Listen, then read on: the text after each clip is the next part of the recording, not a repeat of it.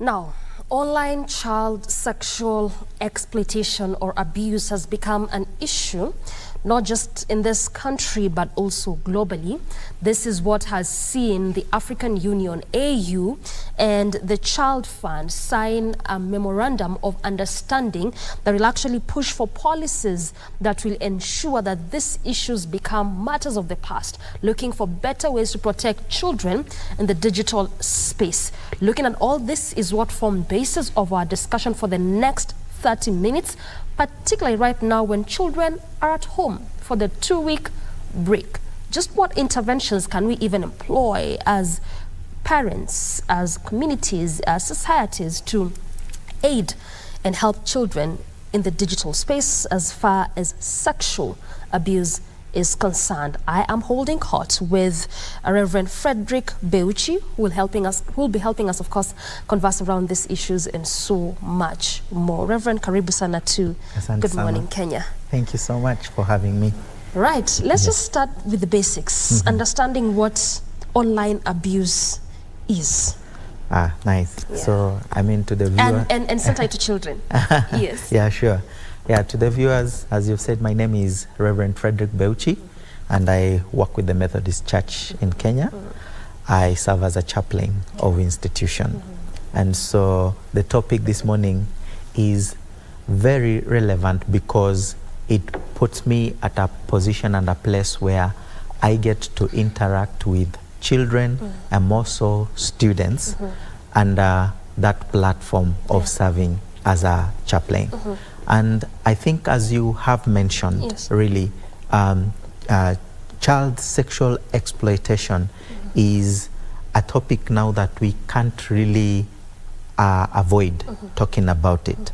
And it's because of the effects that it has had, especially to children and even caregivers. It is good to note and maybe to quote statistics that about 97% of children, and when you talk about children, we are looking at the ages between 5 and 17, are actively on social media.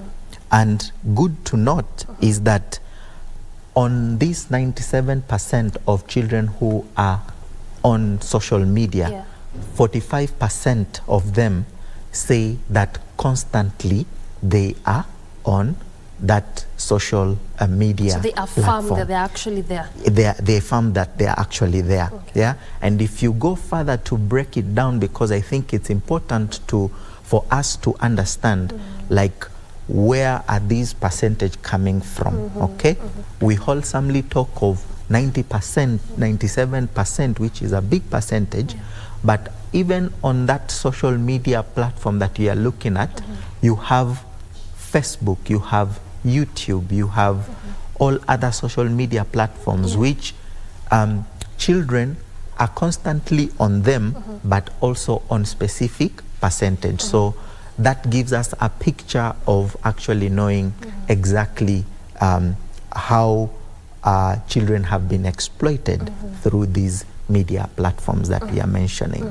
Yeah. You've really just put forth quite the statistics there, and as you rightfully say, it's quite a significant number of children who are online. Yeah. So then, how do you sort of monitor? Because you realize, and we just did give a good example, that right now they're at home for 2 weeks. Before we get to even the issues that happen there and get to interventions momentarily, how do you monitor that? As a guardian, as a parent, for those who are watching? Yeah, sure. Yeah. Good question. I think first of all, we should throw in the challenge of what is really making us, or caregivers or parents, not to be able to really monitor it as much. Number one, it is because of the accessibility of those social media platforms, that we are not able to really have control over telling a child whether they can access or they can use this kind of platform. And then number two, there is the lack of regulation, because these platforms are not just there. They didn't just happen. Yeah, they are platforms that are owned Are you sure there's lack of regulations, Reverend? Because you have the Data Protection Act of 2019 with various regulations in 2021, and it well stipulates. It does. I mean, I totally agree with you. But when I talk of lack of regulation, it is in the manner under which these people, the targeted group of children, have access, you know, to these platforms. Because yes, we have the law, we have the act in place, but those children that are at home right now, are they not accessing or using those platforms because they know there is a law that will protect them, that is telling them not to, you see? So when I talk of regulations, actually, it is the practical part of it. We have this set of rules and laws and acts in place, but how are they being implemented? Maybe I should mention that the problem is the implementation. That's the challenge. That's the challenge, you see. That's the challenge. Sorry, so that gets me out of my line of thought of what you had asked a little bit. But those two things I have mentioned, that lack of regulation, especially to caregivers and not being able to actually, you know, take control, is what now put these children to be exploited by the information and content that is in those platforms. Yes. I want to come to the example so that we put context to this conversation. That when you say children exploitation, especially in the digital space, this is actually what you're talking about. But before then, we do agree that we have the law in place, as you rightfully put it, the Data Protection Act of 2019, various regulations preferred in 2021, well stipulated. But before we get to have all this conversation, and you just tell me about how we can perhaps implement it and make it practical. Let's take a quick breather. We circle back with plenty of that and plenty of this discussion, so don't go anywhere. Stay with us.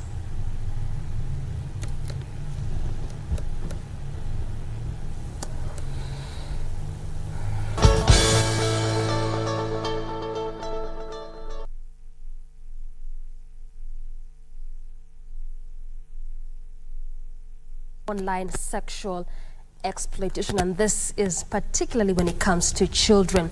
Now, Reverend, before we took that break, we were just establishing the fact that indeed we agree the law is in place, the Data Protection Act of 2019, and with various regulations that were preferred in 2021. And so we are saying that that is good enough. It's in place. And you are saying that the challenge is implementation. Implementation. So then how do we do this? How do we go about it? Because we are also agreeing that we can't quite monitor these children. True. Also going by the data that you gave us, given your practice and what you do. So then how do we implement? How do we ensure that this, especially the children, the children or the teens, are protected? Yes. I would actually give very practical suggestions. Please do. And these are really based on a report that I was going through, I think, last night on the disrupting harm in Kenya. A report that, you know, looked into the research of the practical ways of how we can actually help the children and even the caregivers. And it is good to note that, number one, for the caregivers, it starts with teaching the caregivers. And when we talk about teaching the caregivers, is teaching them to talk to their children. To have conversations? To have conversation with their children. I mean, there is no other better way right now, even as we talk of children being at home for the holidays. The parents should understand that they have a bigger role to play than the teachers and we as chaplain who have been with them, say, for the better part of the year at school.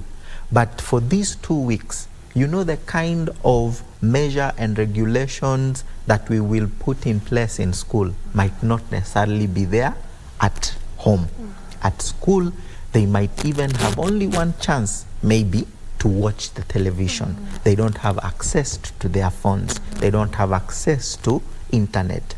But in our homes, all that is available. So the number one thing that the caregivers and parents can do is to really have an open-minded, candid conversation with their children about what is, in the open. And number two, a practical suggestion again would be to strengthen and diversify the mechanisms for how children can also come out and speak by themselves, so that they seek help by themselves. They don't get confronted, but every time they feel like there is content that is being pushed to them to consume, and it is not right for them to stand out and say, this is wrong. So having insight. Having insight, exactly. And I mean, those mechanisms can be strengthened. And I think, as you say, the act that is in place is giving opportunity to children when they come out and they go and report. They will not be viewed, you know, as victims, but they'll be viewed as people who are here and they want to see something that is happening and that is being done. I don't know, the last Just practical thing that we can do. It is to inform the public actually of the topic of sexual exploitation and especially the abuse in children as it is happening. I know when it comes to talking about sexual exploitation, based on our cultural understanding and backgrounds, it's not a topic that we openly want to share. We always sweep it under the carpet. Exactly. And you will notice, as much as we talk about online sexual exploitation, so many of these other children who have undergone, you know, through that kind of exploitation, practically it has also happened with people that are so close to them. So because before they are exposed to, say, online, you know, there's something already that has happened. And I talk, you know, this with a lot of, you know, experience because of where I sit now as a chaplain. There are so many, students that come, we interact, and when you get to hear their conversation when you are confronted,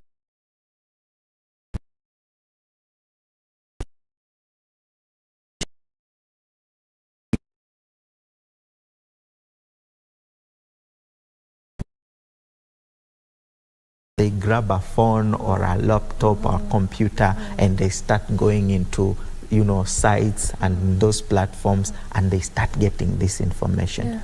It always starts from a point. So the public should be informed of the dangers, which I want to believe even the media is doing a great job in making sure that everybody is aware of what it really means, you know, to exploit children in this manner. I hear you. Now that you're saying, much as you're talking about the online exploitation, that this actually is deep-rooted in essence, that it actually has even happened sometimes in a family setup. And it doesn't even do any justice, Reverend, because we've also covered stories of whereby some families would actually decide to settle this in-house.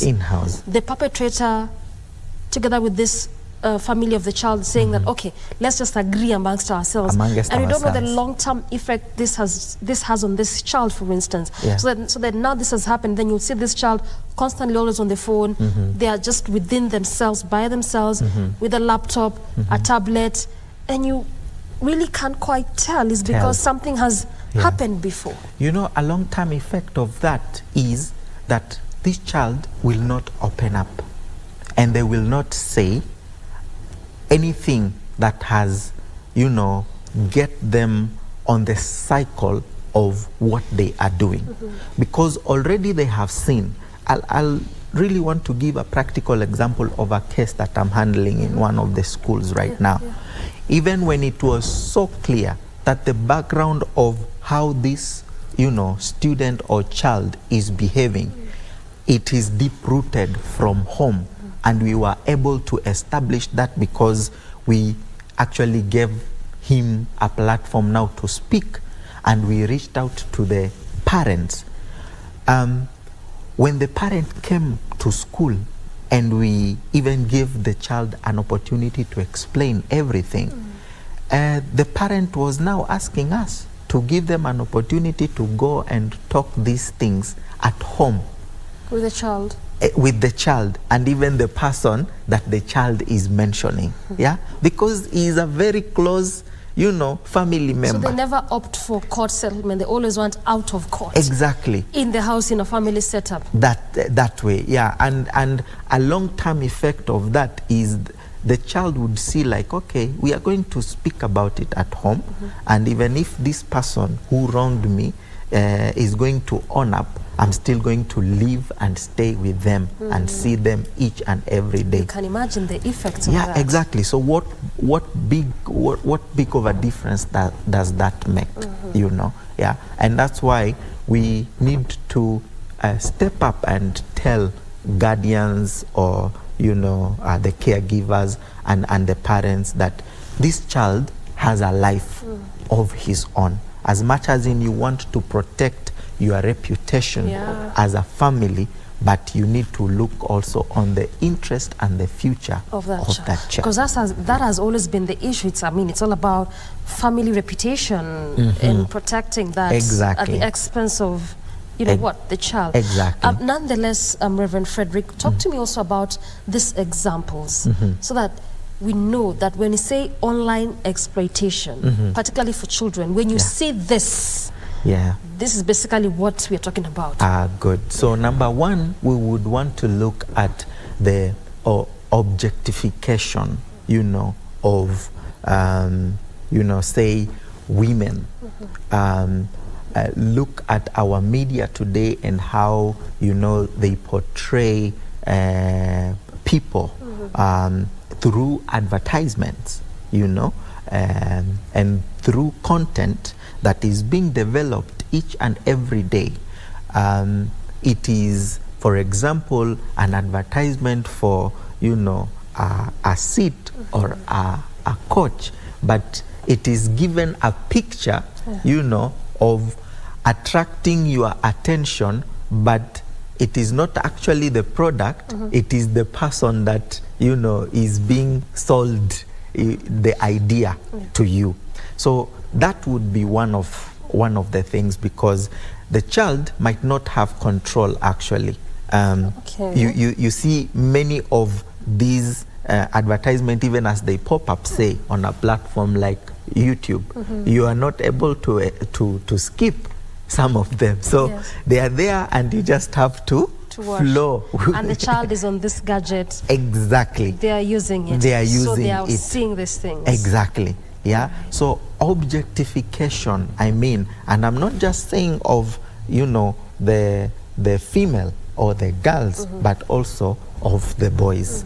That is one indication of exploitation or an idea that, can get into this child to feel like they are not in a very safe environment. All right. Exactly. So that's one of the things, and actually that is one of the major things. It is one of the major things. Is there more to that? Well, of course, that if it is not controlled, now it gets into, the mind of that child. And now they yearn to want to see more, because even from this advertisement there was a lot that was covered, you see. So they begin to imagine, okay, so what of the things that are not covered? The other thing also is, being enticed to be told that you will be given some incentives or money if you send me a picture of yourself, if you send me a video of yourself. That also, it is an indication that, you are on the path of being exploited. And that happens a lot. That's why we are really having a lot of cases of child trafficking, for instance. Very much, very much. It is something that, people have taken advantage of. And other people and even other organizations and societies also lure children using that kind of way. Incentives. And the children do not have control over it. So I think as a caution, the child themselves and even the children, the parents, when you see a child has come home, you know, with a dress or, you know, a phone. These days you have children who have better phones like than the teacher or than even the parent themselves. And you don't get to question this. I mean, it's always something that should alert you. It should tell you something exactly. as a parent. Now, we have about 8 minutes to exit this space, and I want us to look at interventions yeah, sure. within this 8 minutes. And you're mentioning something very important, like for instance, the incentives. When you look at some of these advertisements online that you may not have control over. And I really want us to tackle the issue of incentives, for instance, because just as I was saying earlier, is because you realize that it's one of those things that would lead to the long-term issues that we keep talking about. Child trafficking. And it's one thing to actually ask that child. They've come home with something you never bought as a parent. You yourself, even as a parent, you don't even have it. And you send your child with it from boarding school or from school. So it's good to ask and follow up. But prior to that, we keep saying that prevention is better than cure. By the time you're asking, you're trying to cure because it's already happened. The child has it. So prior to all this happening, what do parents need to do? What do guardians need to do to ensure their children are protected even when they're not with them? They're in school, someone wants to give them incentive. You can't ask while they're in boarding schools. So what lessons can parents impart in children for them to know how to handle and deal with these things when they come their way? Yes, and they're not present. Yeah, I would say actually number one, let it be a deliberate effort from the parent to create a friendly environment to have a sit down with the child, number one. Because if the child feels safe to share anything with the parent, you know those times when you would do something good and still fear telling your parent that this something nice has happened to me. Perhaps you have even done well in school and you have been given, you know, a sweet and you came with it at home. You'll have to legit. It's legit, but you'll have to explain, like, who gave you this sweet? What is it that you did for you to deserve? So, I mean, but if you create a very friendly environment at home and be deliberate in creating conversation with these children, then that is one of the ways that will help you to understand every time something is going wrong. That will also give confidence to the child every time anything happens to them, to come out and say, Mom or Dad, this and this has happened, or somebody has approached me in this manner. Taking control also, as you know, parents, as caregivers. Yes, these days you cannot, I mean, having Wi-Fi at home, it's not a luxury anymore. It has become more like a need. You see? But you can regulate this as a parent. You can regulate the kind of, you know, movies, the kind of programs that you want your children to watch. And even those service providers have created those platforms of how you can regulate. I hear you. So then just tell me very quickly, how practical, or talk to me about the practicability of creating that safe environment. This is between the child and the caregiver, and the child and the parent, the guardian, whatever it is. Because where we are currently living in this society, or our country, or even the globe as a whole, you're saying that things have become so much expensive. Look at even Kenya, for instance. The cost of living is very high. You're looking at parents who are having 2 jobs, 3 jobs, just to make ends meet. They don't have this time that you're saying needs to be created. How do you create that? How do you balance that out? Because all this is important. You don't want to make money and then 20 years down the line, this child that you are training, the same money is coming to train this child. So how do you balance this out as you wind up? I totally agree, and I should say, as much as in we know what is on the table as challenges, Yeah. again, Yeah. it is not easy to navigate through. Yes. And that's why we say everybody needs to really kind of like, take action on it. It's collective responsibility. It is a collective responsibility. The government has done its part. There are regulations, there are acts. As teachers, as chaplains, as religious leaders, we will also have to do our part. From that information that the child receives from the parent, when they come in church, we try to emphasize and communicate the same. And when they go to school, we also emphasize and try and communicate the same. Some of the institutional schools that I serve, I take lessons, for example, for life skills. That is beyond the normal curriculum or lessons that the children or students have to undergo. So it cannot be a role that is played by one person.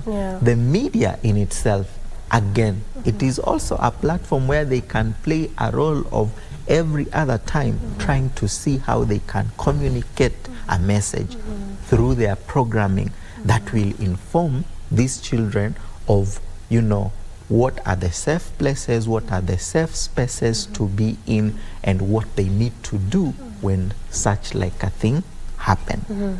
So as much as we want to narrow it down and pin it to holding somebody accountable, say like a parent, we might not actually be able to do say that. Teachers, because they spend a lot or teachers for that matter. You see, I see so many times when we are just about to go for holidays, it's like the teachers just want the children to go because they have had enough. I mean, they haven't really had enough, but they feel like we've done our part for the last 2-3 months. So now let's see what the parents can do. Exactly. But what you're saying is that this is actually a collective responsibility. A collective responsibility. Every stakeholder needs to own up and take action. Exactly. If you have to deal with these issues, because as you're saying, it's actually become a global concern. It is. Just 2 days ago, AU and the Child Fund did sign an MOU to look at better way in terms of coming up with policies that could help children. So you realize it's actually a concern, and we have to deal with it, as you rightfully put it. Exactly. Thank you so much for this so conversation and for your valuable insights and inputs into the same conversation. Asante sana. Highly appreciate it. Thank you so much for having me. All right. I've been speaking to Reverend Fredrick Beuchi, of course, just looking at online sexual exploitation, and this is also because of the 2-week break that you're seeing children being at home, how to deal with that, how to navigate that, and also just how parents can be able to come on board together with their children and see how best they could assist them as far as the digital space is concerned and exploitation therein, and how to move past that. That is what has formed center of our conversation for the past 30 minutes. Good place to end this conversation, and ultimately, good morning, Kenya. From me and on behalf of the entire team, we say thank you so much for watching. Till tomorrow, have a good Monday morning.